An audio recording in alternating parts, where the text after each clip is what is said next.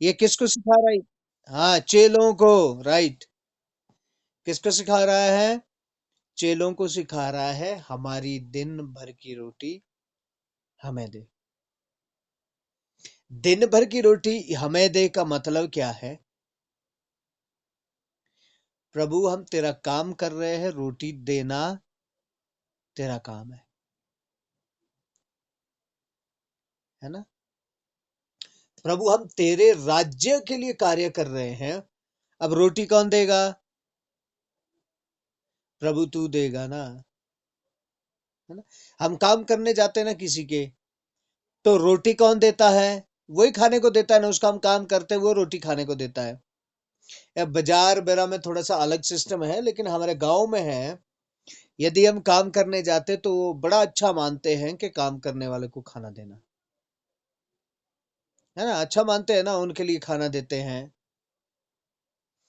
तो इसलिए यहां पर क्या लिखा? तुम प्रार्थना करना कैसे? प्रभु, तू दिन भर की रोटी दे। और बोला क्या है? दिन भर की रोटी बोला, जीवन भर की रोटी नहीं बोला। कितनी रोटी बोला है? दिन भर की रोटी देने के लिए बोला है, जीवन भर की रोटी देने के लिए नहीं बोला। यानी कहने का मतलब क्या है प्रभु का? आज के दिन के लिए प्रभु से मांग, कल प्रभु अपने आप तेरे काम करता रहेगा। कल की चिंता मत कर। हालेलुया। कल की चिंता मत कर। लेकिन हम लोग अपना वर्तमान खराब किस चीज में करते हैं? कल की चिंता में। आज की नहीं, आज तो हम खा रहे, मजे से खा रहे, पी रहे, कोई दिक्कत नहीं है। हमें चिंता आज की नहीं होती, बल्कि हम कल की चिंता को लेकर आज दुखी होते हैं। मैं सही बोल रहा हूं? मैं सही बोल रहा हूं? हाथ उठाए। मालूम नहीं आपको आवाज आ रही है मेरी? ओके, क्योंकि मुझे आपके जो ओके राइट, क्योंकि जो आप लोगों के वीडियो हैं वो मुझे हलचल में दिख नहीं रहे हैं। मतलब क्या है कि आज की ही चिंता कर, कल के लिए तो चिंता मत कर। आज भी तू अपने प्रभु से मांग। आज भी चिंता मत कर, बल्कि आज तू किससे मांग? अपने प्रभु से मांग। प्रभु तुझे आज भी देगा, तेरे कल के लिए भी प्रभु तुझे देगा। वो देने के लिए तैयार बैठा है। हालेलुया। इसलिए हमने 6 अध्याय की 25 आयत से पढ़ा था। यदि आपको याद हो तो 25 आयत से पढ़ा था। इसीलिए मैं तुमसे कहता हूं कि अपने प्राण के लिए चिंता ना करना कि हम क्या खाएंगे और क्या पिएंगे, और ना अपने शरीर के लिए कि क्या पहनेंगे। क्या प्राण भोजन से और शरीर वस्त्र से बढ़कर नहीं? प्रभु के लोगों, भोजन की कीमत ज्यादा है कि आपके प्राण की कीमत ज्यादा है? आपके कपड़े की कीमत ज्यादा है कि आपके शरीर की कीमत ज्यादा है? हैं? इसीलिए यहां पर लिखा है, क्या तुम्हारा प्राण और शरीर भोजन और कपड़े से बढ़कर नहीं है? आकाश के पक्षियों को देखो। मैं फिर से कहता हूं, इसका मतलब ये नहीं है कि काम नहीं करना है। काम करना है, लेकिन जो इच्छाएं हमारी काम करने से ज्यादा है ना, हमें कई बार लगता है यार हमें ये लेना था, लेकिन इस काम से, सैलरी से ये पूरा नहीं हो रहा। जितना हम कमा रहे इससे पूरा नहीं हो रहा। जो पूरा नहीं हो रहा उसको यीशु के ऊपर छोड़ दो ना, है ना? उसकी चिंता मत करो। उसको किस पे छोड़ दो? प्रभु यीशु मसीह पर छोड़ दो। यदि ये मेरे लिए सही है तो प्रभु इसको पूरा करेगा। यदि सही नहीं है तो मुझे चाहिए भी नहीं, है ना? जो चीज मेरे लिए सही नहीं है वो चीज मुझे चाहिए भी नहीं।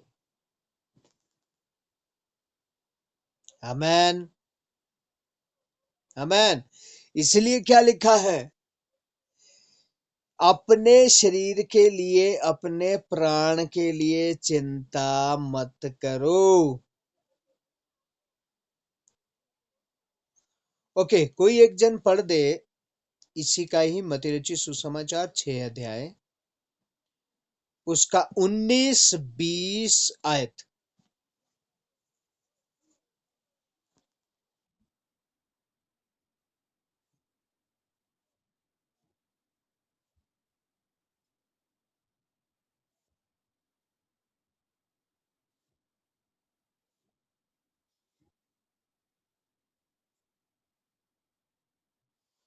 हाँ, क्या लिखा है, हम धन को इकट्ठा करने की कोशिश कहां करते, पृथ्वी पे ना। लेकिन प्रभु क्या कहता है, पृथ्वी पे मत करो, स्वर्ग में धन इकट्ठा करो। कहां इकट्ठा करो? अब यदि पृथ्वी पे धन इकट्ठा करेगा, यदि आपके बैंक में धन इकट्ठा है, यदि बैंक की कोई भी थोड़ी बहुत ही न्यूज आ रही है कि बैंक बैंक प्राइवेट हो जाएंगे, तो आपकी नींद हराम हो जाएगी, क्योंकि आपके बैंक में पैसा है। अरे भैया, मेरे बैंक में तो पैसा है, वो तो हो गया। यदि बैंक प्राइवेट हो गया तो वो पैसा नहीं मिलेगा, क्योंकि न्यूज आ रही थी पिछले दिनों में भी, वो पैसा आपको नहीं मिलेगा। अभी तो आप जाते हैं, चलो जी 5 लाख मुझे निकालने हैं, चेक भर दिया, 5 लाख निकाल दिए। लेकिन यदि प्राइवेट हो जाएगा तो वो क्या कंडीशन लगाएंगे, वो कंडीशन लगाएंगे कि महीने में आप सिर्फ 30,000 निकाल सकते, उससे ज्यादा आप निकाल ही नहीं सकते। 30,000 से ज्यादा आप पैसा निकाल ही नहीं सकते। आपका ब्लड प्रेशर हाई हो जाएगा, दिक्कत हो जाएगी। क्यों? क्योंकि पृथ्वी पे धन इकट्ठा किया हुआ है ना। फिर मैं कहता हूं, धन इकट्ठा करना बुराई नहीं है,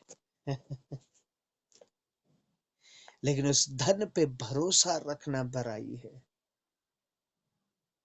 अभी देखिए, इसकी 21 आयत में क्या लिखा है, क्योंकि जहां तेरा धन है वहां तेरा मन भी लगा रहेगा।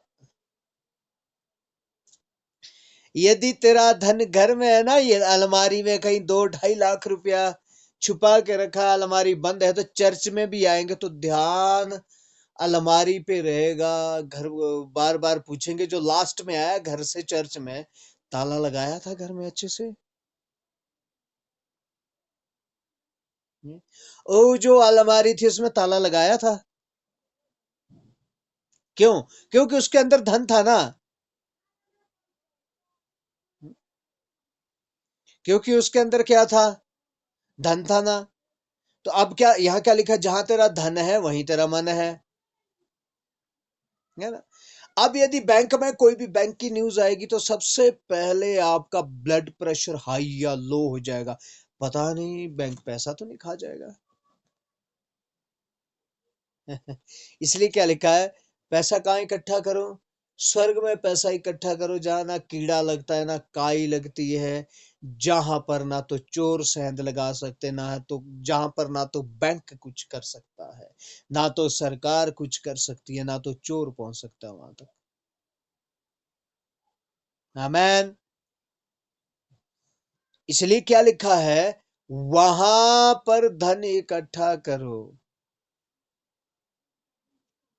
यानी कि प्रभु के लोगों, जो आप परमेश्वर के लिए देते हैं ना, है ना, प्रभु के लिए देते हैं ना, वो मालूम कहाँ इकट्ठा होता है? स्वर्ग में। वो सब कहाँ इकट्ठा होता है? स्वर्ग में। और वो सेफ है हमेशा हमेशा के लिए। इसलिए यहां पर क्या लिखा, चिंता मत करना। अरे भैया, जो तुम गेहूं का दाना डालते हो ना खेत में, उस गेहूं के दाने को उगाने वाला तो मैं ही हूं। जो तुम मक्की का दाना डालते हो ना खेत में, उसको उगाने वाला मैं ही हूं। तुम सरसों का दाना डालते हो, उसको मैं उगाता हूं। तुम जो कुछ भी बीज जमीन में डालते हो, उसको उगाने वाला मैं हूं।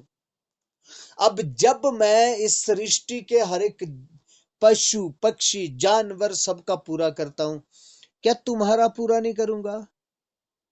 वो मेरे लिए जानवर है, लेकिन तुम मेरे लिए पुत्र और पुत्रियां हैं। हालेलुया। बस हमें शर्त क्या है हमारे लिए? विश्वास करना। शर्त क्या है हमारे लिए? विश्वास करना। और 24 आयत कोई पढ़ दे एक जन। 6 अध्याय 24 आयत मत्ती रचित सुसमाचार।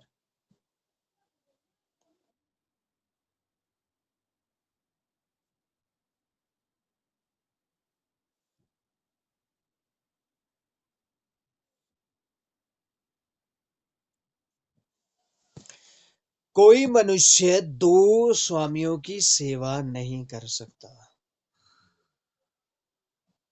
और वो दो स्वामी कौन है? पैसा और परमेश्वर। संडे का दिन क्यों छोड़ते हैं? मालूम है? पैसे के लिए ना। बाकी तो कोई कारण ही नहीं है। हैं? संडे का दिन कई बार क्यों? हमारी तो ड्यूटी है, हमारा तो काम है, काम नहीं करेंगे पैसा नहीं मिलेगा। हम किस चीज के लिए छोड़ते हैं? पैसे के लिए। और बाइबल क्या कहती है? तुम दो स्वामियों की सेवा नहीं कर सकते।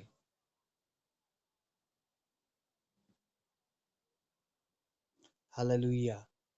या तो परमेश्वर की सेवा कर सकते हैं, या तो पैसे की सेवा कर सकते हैं। इसका मतलब ये नहीं है कि पैसा हमें चाहिए नहीं। हमें पैसा चाहिए, हमारी जरूरतों के लिए पैसा चाहिए। लेकिन कुछ लोग क्या है, उस पैसे के लिए परमेश्वर को भूल जाते हैं। उस पैसे के लिए परमेश्वर को छोड़ जाते हैं। उस पैसे के लिए जो समय परमेश्वर को देना, वो छोड़ के हम पैसे को समय देते हैं। वो गलत है। यानी कि तुम्हारा ईश्वर पैसा नहीं होना चाहिए। आप लोगों को मालूम है, इतना मुझे पता है, आप लोगों को मालूम है, आप संसार में रहते हैं, हर एक जगह में रहते हैं। तो जो ज्यादा धनवान है, उनके लिए उनका परमेश्वर सिर्फ पैसा है। उस पैसे के लिए वो ठग भी सकते हैं लोगों को, मार भी सकते हैं लोगों को, वो लोगों के साथ कुछ भी कर सकते हैं, क्योंकि उनको सिर्फ और सिर्फ पैसा चाहिए। और प्रभु के लोगों, हमें सिर्फ और सिर्फ परमेश्वर चाहिए। पैसा तो हमें जीने के लिए चाहिए ना।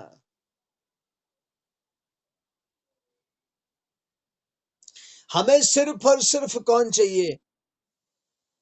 परमेश्वर चाहिए। पैसा तो सिर्फ जीने के लिए चाहिए। हाँ, कहीं से आवाज आ रही है?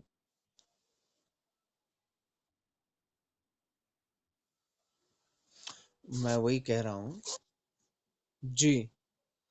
पैसा हमें जीने के लिए चाहिए। पैसा हमारा परमेश्वर नहीं है, क्योंकि पैसा हमें बचा नहीं सकता। इसीलिए मत्ती सुसमाचार में क्या लिखा है? धनवान का परमेश्वर के राज्य में जाना इस तरह का है, जैसे ऊंट का सुई के नाके से निकलना। एक धनवान युवक को बोलता है ना यीशु, तो युवक कहता है, मैं सब कुछ करता हूं। मैं क्या करता हूँ?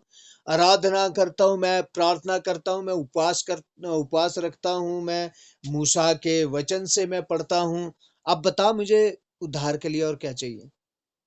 अब यीशु मसीह जानता है कि ये करता सब कुछ है, लेकिन ये दिखावे के लिए करता है, क्योंकि इसके मन में अभी भी परमेश्वर कौन है? पैसा। इसके मन में परमेश्वर कौन है? पैसा। इसीलिए उसने कहा ठीक है तू सब कुछ करता है, इस पैसे को गरीबों में बांट दे। उसी समय वह यीशु को छोड़कर चला गया। मतलब क्या है? उसको अब स्वर्ग जाने से कोई मतलब नहीं है, उद्धार से कोई मतलब नहीं है, प्रेम मेल मिलाप किसी चीज से कोई मतलब नहीं है। उसको मतलब सिर्फ किससे है? पैसे से।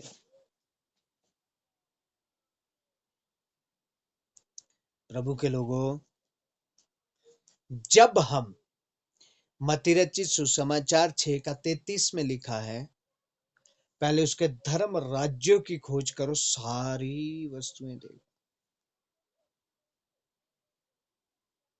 क्या करेगा? सारी वस्तुएं देगा। मैं एक छोटी गवाही देना चाहता हूं। एक प्रभु के दास पास्टर बर्नार्ड, मालूम नहीं कितने लोगों ने सुना है उनके बारे में, पास्टर बर्नार्ड। और यदि पास्टर बर्नार्ड के हम जीवन के बारे में देखते हैं तो वो ऑलमोस्ट अनाथ आदमी है। यानी कि जो पास्टर बर्नार्ड के मां थे वो भयविचारिणी स्त्री थी और उनके कोई भी पति नहीं था। उस स्त्री के कोई भी पति नहीं था। अब उनके एक बेटा उत्पन्न होता है जिसका नाम है बर्नार्ड। लेकिन उसका बाप कौन है किसी को पता नहीं है कौन है उसका बाप, क्योंकि उसकी मां तो भयविचारिणी स्त्री हो, पता नहीं कितनों से भयविचार करती है ना।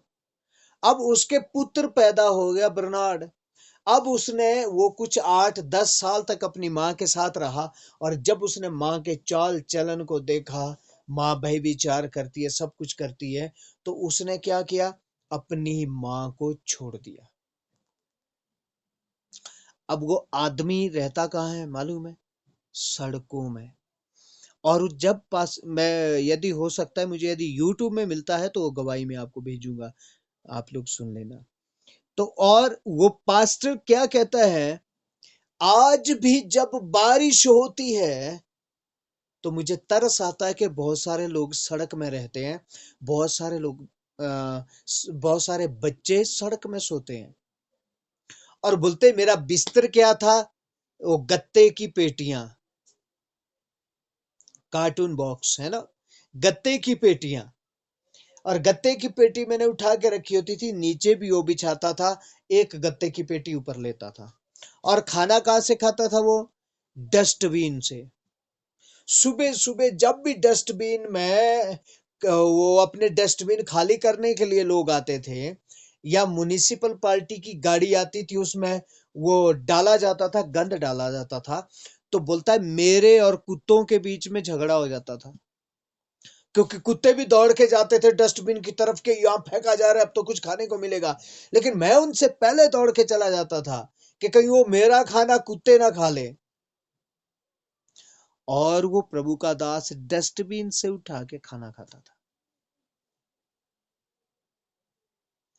अब डस्टबिन में कैसा खाना जाता है आप सब लोग जानते हैं, है ना? डस्टबिन में कैसा खाना जाता है वो आप सब लोग जानते हैं। लेकिन वो बच्चा 10-12 साल का था और डस्टबिन से खाना खा के उसके बाद गत्ते की पेटी बिछा के और सो जाता था। और जब भी सोता था, जैसे ही आसमान में बादल दिखते थे, एक प्रार्थना करता था, यदि कोई भी परमेश्वर है, हे ईश्वर, यदि कोई भी है, बारिश मत करना, क्योंकि यदि बारिश हो जाएगी तो मेरा बिस्तरा अभी का अभी खत्म हो जाएगा। क्योंकि गत्ते की पेटी के ऊपर जब बारिश होगी तो वो गल जाता है और उसका बिस्तरा हमेशा हमेशा के लिए खत्म हो जाता था। ठीक है। तो वो प्रार्थना करता था जैसे ही बादल दिखते थे कि मेरा बिस्तरा खत्म ना हो जाए, इसलिए यदि कोई भी परमेश्वर है तो वो बारिश ना करे। बाद में जब वो 13-14 साल का 15 साल के हुए तो वो किसी आदमी के घर में गए और वहां झाड़ू पोछा करना शुरू किया, और उन्होंने उनको पैसा, गवाही बहुत बड़ी है लेकिन मैं आपको शॉर्टकट में सुना रहा हूँ। तो उन्होंने काम करना शुरू किया, लेकिन जब काम करना शुरू किया उनको कमरा कौन सा दिया? गैरेज। जहां गैरेज में गाड़ियां रखते हैं, उसी के कोने में बोला उन्होंने कि वो अपना बिस्तर लगाए, वहीं सोया करे, खाना मिल जाएगा और बाकी साफ सफाई करते रहना। लेकिन एक दिन क्या हो गया, उनको पैरालाइज हो गया। अब अब देखो, ध्यान से सोचिए, यदि नौकर को पैरालाइज हो गया तो कोई मालिक पालेगा उसको? नहीं पालेगा ना, कोई भी मालिक नहीं पालेगा। अब मालिक ने कह दिया तुझे पैरालाइज हो गया, अब मैं तुझे यहां से बाहर निकाल दूंगा। उन्होंने कहा मुझे 2 4 6 8 10 दिन का समय दीजिए, और उन्होंने अंदर प्रार्थना करना शुरू कर दिया। वो नहीं जानते कौन परमेश्वर है, वो नहीं जानते कौन यीशु मसीह है, कौन यहोवा है, कौन क्या है, इस दुनिया को चलाने वाला कौन है, वो नहीं जानते। सिर्फ इतना जानते, एक परमेश्वर तो जरूर है जो इस इस पृथ्वी को चलाने वाला है और हमें चलाने वाला है। और जैसे ही उन्होंने प्रार्थना करना शुरू किया, एक हाथ दिखाई दिया। वैसे ही एक हाथ दिखाई दिया, और हाथ जैसे ही आया, और वो कहते मुझे इस हाथ से एक लाइट, एक छेद दिखाई दिया इस हाथ में, और उस छेद से एक लाइट आ रही है, और उसी समय मेरा पैरालाइज ठीक हो गया। और एक आवाज आई कि मैं तेरा परमेश्वर हूं, तू मुझ पर विश्वास कर और मेरी सेवा को कर। और उसी समय वो बच्चा वहीं उठ खड़ा हो गया, उसका सारा पैरालाइज खत्म हो गया। और उन्होंने यीशु मसीह के द्वारा, ये एक ऐसा आदमी है जिसने कभी भी यीशु मसीह को सुसमाचार सुनने के द्वारा ग्रहण नहीं किया, जिसने कभी भी यीशु मसीह की गवाही सुन के ग्रहण नहीं किया, बल्कि डायरेक्ट यीशु ने उससे बात किया। और उसने प्रार्थना करना शुरू किया, और परमेश्वर ने अद्भुत रीति से वो आदमी को इस्तेमाल किया, और आगे चल के बहुत बड़ा एक प्रभु का दास बना, पास्टर बर्नार्ड। फिर भी वो कहता है, जब स्टेज पे जाता है, वहां जूते बरा खोल के जाता है और गवाही देता है, रो रो कर गवाही देता है, मैंने लाइफ में जूता नहीं पहना, बचपन से मैं नंगे पांव चला हूं। आज प्रभु ने मुझे जूते तो दिए, महंगे महंगे जूते मुझे गिफ्ट आते हैं, लेकिन आज भी मेरा पहनने का मन नहीं करता, क्योंकि मुझे आदत ही नहीं है जूता पहनने की। और कहता है आज मेरे पास जो पैसा आ रहा है ना, जो प्रभु मुझे पैसा दे रहा है ना, वो कम से कम महीने में 1.5 2 2.5 लाख रुपया प्रभु मुझे देता है, लेकिन वो पैसा मैं कभी भी अपने तक नहीं आने देता।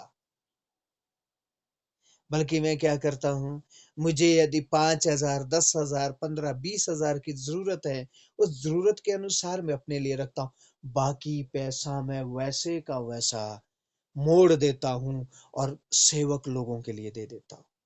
और कहता है मुझे कितना पैसा आ रहा है मुझे कुछ पता नहीं है।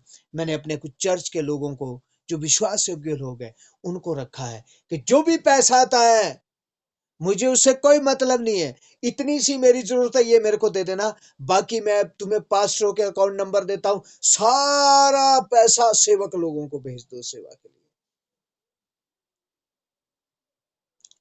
ये है स्वर्ग में धन इकट्ठा कर। आज कहता है मैं कपड़े के लिए पैसा नहीं लेता हूँ, जूते के लिए पैसा नहीं लेता हूँ, गाड़ी के लिए पैसा नहीं लेता हूँ, किसी चीज के लिए पैसा नहीं लेता हूँ, लेकिन प्रभु गाड़ियां गिफ्ट में देता है, प्रभु कपड़े गिफ्ट में देता है, प्रभु जूते गिफ्ट में देता है। हालेलुया।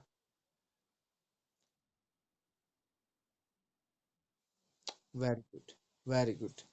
इसीलिए प्रभु के लोगों,